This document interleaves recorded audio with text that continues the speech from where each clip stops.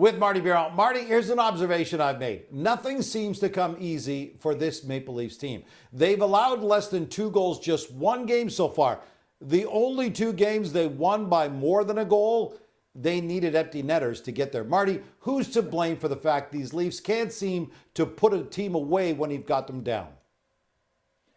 Well, I mean, this is going to be hard as a goalie union card-carrying member, but I'm going to go in the crease and blame the goaltending right now because everything that the Leafs were able to build on last season and the confidence that the team was playing in front of them was all because of the great goaltending they were getting from Anthony Stolarz and Joseph Woll. But this year, it hasn't been there. Obviously, Woll hasn't been playing yet this season, and Anthony Stolarz, it hasn't been up to par. They've won some games, but it feels like it is all very, very hard, and they have to work really hard to try to get there. I look at Stolarz, always a top 5, top 10 goalie when it comes to goal save above expectation. This year, he's 58 in the National Hockey League. The Leafs are still scoring goals. They're 10th in the league in goals for per game, but they are 27th in goals against this season. So that's the difference, and I think it all falls on the shoulders of goaltending right now. And very easily, goaltending can now start making saves, and the Leafs will feel like, oh, this is a lot easier, and we can play our game. So I'm looking at the crease and Anthony Stolarz right now to turn it up and help his mates to really come back to playing the style of hockey that they played last season. Okay, I almost can't believe I'm asking this question. The Leafs have the longest active playoff streak in the NHL. 9 straight years they've been to the postseason.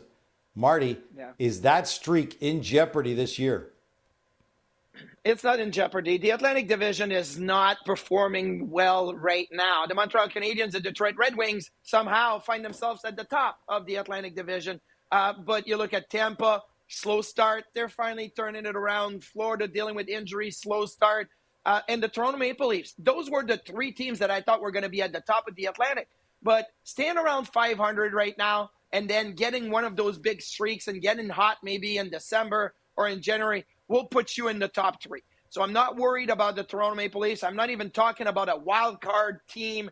I'm saying they will be top 3 in the Atlantic. But is that enough? Like, the Leafs should be competing for the top place in the Atlantic. They have that good of a roster, and they were able to perform well last year and trying to, be the best in the Atlantic. So now I think that they have to really turn forward and get a streak together. But I think they'll be fine and they'll make the playoffs. Consider this, the Leafs' struggles haven't exactly come against tough competition. They've only played 2 teams all year that made the playoffs last year. That was the Habs and the Devils. Yeah. The run of what should be easier opponents continues tonight against the Blue Jackets.